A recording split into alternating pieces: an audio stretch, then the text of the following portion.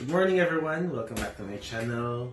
I am Venz, and I'm here once again to answer your professional and personal questions na maaaring hinahanapan nyo pa rin ng sagot kahit na maraming tao na kayong pinagtanungan or nag-research na kayo. So, I am ready to support you as much as I can and share to you what I know and my experiences. Here we go.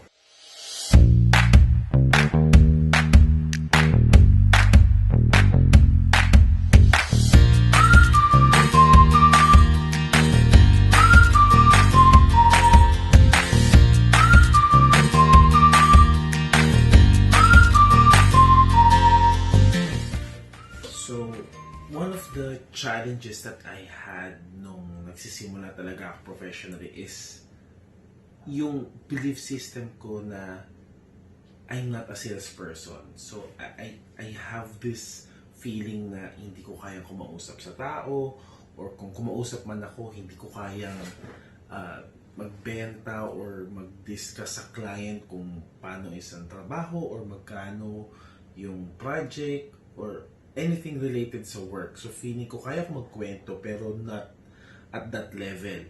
So, if you are like me nung nagsisimula ako,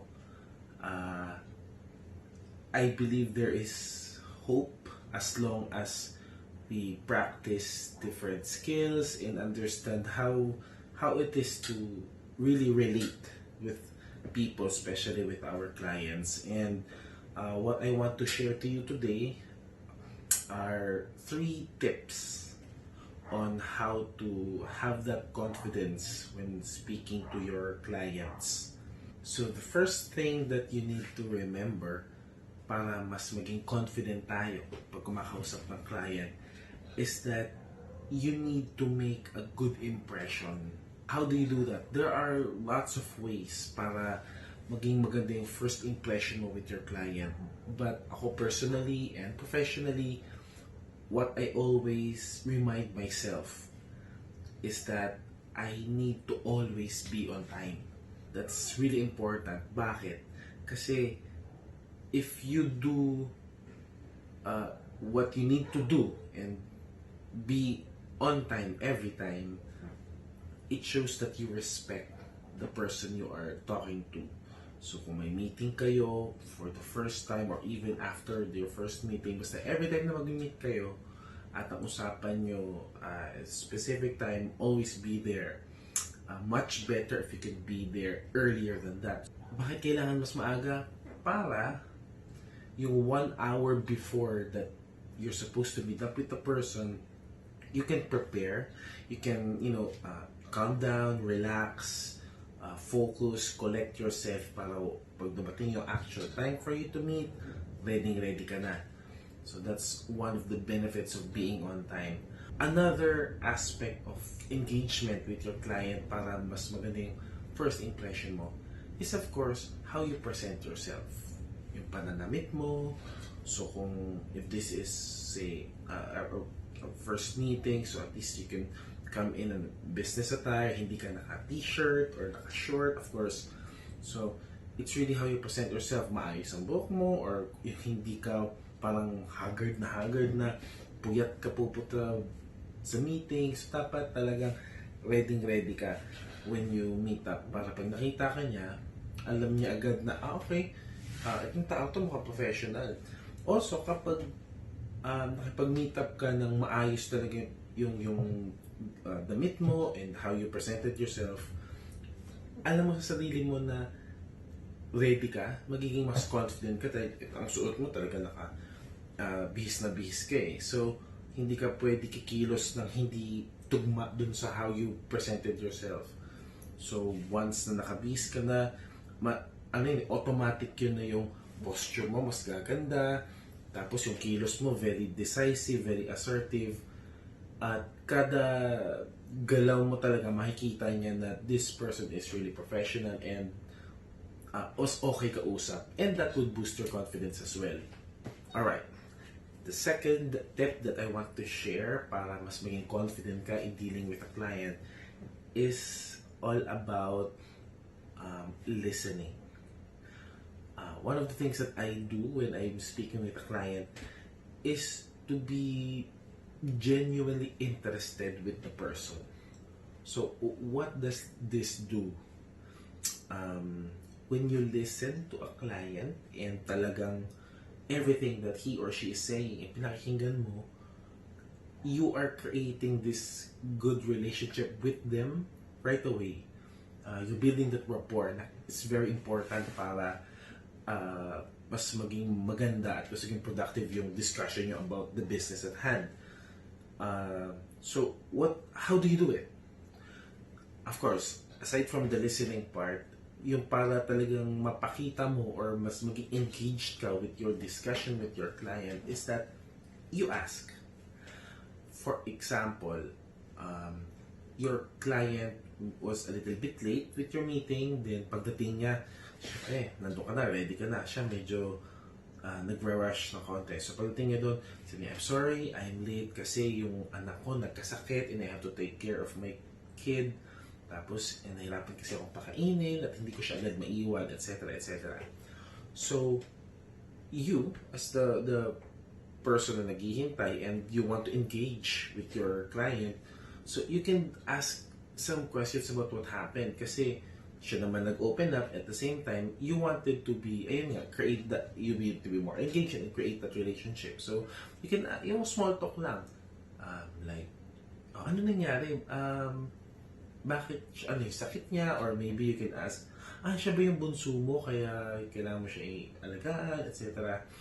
So, just the small things that your client can share. Nothing too deep or too personal, but at least you're trying to ask what happened para malaman mo na you're concerned also about your client and concerned with what happened.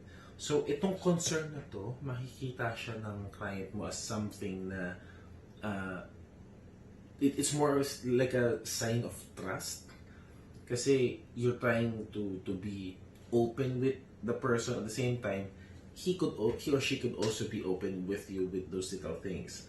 Now, what you need to be mindful of is that yung objective mo of the meeting, you need to balance it out. What do I mean by that? You have to balance kung kailan mo siya ipapasok at kailan mo siya i-hold back.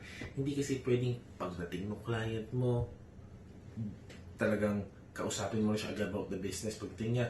So, ano po yung design na kailangan ninyo or magkano ba yung budget nyo? Right then and there, sira agad ang relationship nyo. Kasi nga, parang napangunahan agad ang negosyo, hindi man lang ako tinanong about what happened or kinamusta man lang. So, ang hirap ng mag-build ng relationship pag ganun agad ang banat mo the first time you talk to your client. So, somehow ask a little bit. Now, you would know naman if the client, him or herself, is talagang straight to the point. Pagdating niya doon, business agad, then fine. That's perfectly fine. Kasi siya mag-initiate. Kumbaga, gusto niya agad business ang topic. But if the person open up something else, try to ask a little bit about what he or she is sharing. Now, kung nasobra naman sa kwento, isipin mo pa rin na may objective kayo sa meeting. So, along the way naman kasi magta-transition yung kwento na yun to something fruitful. Yung objective kusa siyang lalabas eh. Pero along the way, while you're asking about the stories or what happened, mararamdaman mo kung saan magandang ipasok yung objective mo na we're here to discuss your requirements, your budget, etc. So, find a way, uti-utiin mo, depende sa topic eh. Pag na yung topic na uwi na sa, so kamusta naman yung business mo? So yun na yun, that's the time you can interject it. Otherwise, find a way para ma-transition mo yun or just continue asking questions about what's going on with your client's life. So that's one way of building that confidence in you. At the same time, mararamdaman again ng client mo na ay, okay itong kausap. He knows paano siya mag-build ng relationship at paano kausapin din pag business nito yung ang topic. So this would really build you up and give you more confidence that you need. So again, sa simula pa lang, just be genuinely interested with the person, with the client you're speaking with, and it would really go a long way, especially with the relationship you'll have with your prospect client. Alright, tip number 3, you should learn how to be empathetic with your client. So it's all about putting yourself in your client's shoes. So kung let's say yung client mo is naghahanap talaga ng well-rounded person para sa service na kailangan ng business niya, so intindihin mo kung gano'n ang pangangailangan niya based sa conversation ninyo, how would you handle that? Magiging matanong ka ba? Magiging straight to the point ka ba? Or gusto mo na maraming kwento? It depends kasi on the person eh. So kung habang nag-uusap kayo, nararamdaman mo na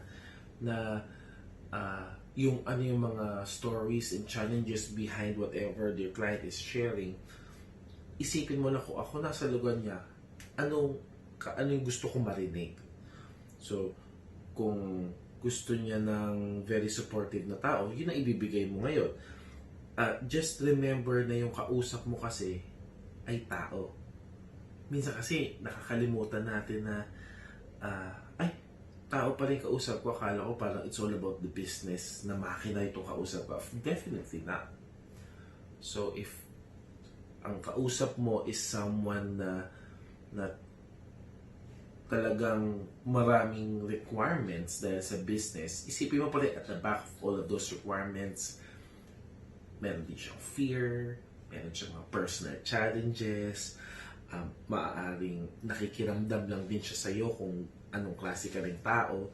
So, kapwa kayo nagpapakiramdaman, maaaring nagiging uncomfortable din siya. So, given all those possibilities behind the person doon sa client mo, try to understand that point. Ngayon, kung nag-uusap kayo tapos puro parang masyado ka aggressive, kung ikaw ang nasa lugar nung kliyente mo at aggressive ang kumakausap sa'yo, how would you react? Would you be aggressive as well? Would you say no right away? So, syempre, didistansya ka.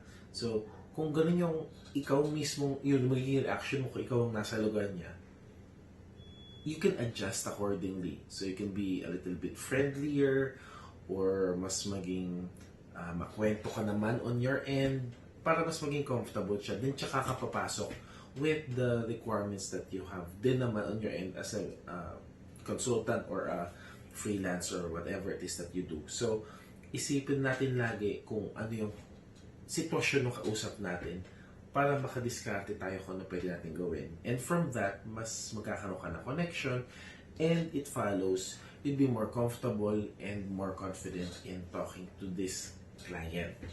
Now, combine mo tong tatlo na to, I believe you will have a greater chance of closing the deal and working with this prospect client ng mas maayos. So again, you start off by making that very good impression. There's a lot of ways in doing it, but it all boils down to you respecting the person you're about to meet, your client.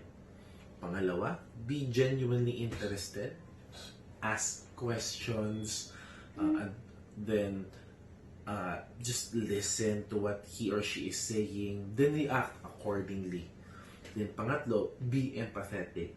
Always remember na yung kausap mo ay tao, and as another person talking to you, marami din siya mga personal issues, marami din siya pinagdadaanan, that if ikaw ang nasa lugar na yun, how would you react? Or how would you respond? So, if you combine all of these three things, I think that you will be more confident, you'll be more relaxed, more comfortable in talking to people. So, just a disclaimer, hindi siya magic wand na kapag ginawa mo itong tatlo, one time, that's it. So again, it goes through, you would go through a lot of clients and it would take a lot of practice para mas masanay ka. It took me quite a while para ma-master din siya, that's why I'm sharing it to you. But if you have this in mind, at least madali mo siyang masimulan, and the more clients you get, the more chances na mas magiging automatic na siya sa'yo once you meet up with different clients in your career. Why did I decide to share this topic to you? Kasi with my first video, I discussed how you can price your service.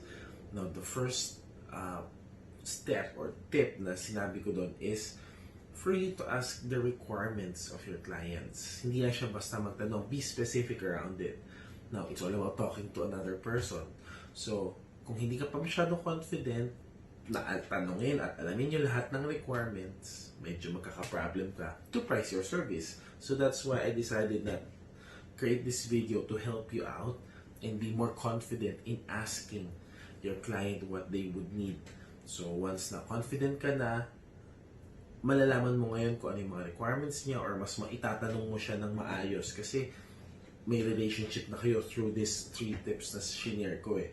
So, it goes hand in hand with the first step on how to price your service. So again, when you are confident enough to speaking with your client, it goes a long way for you to grow your business yourself and to become more successful with dealing with people.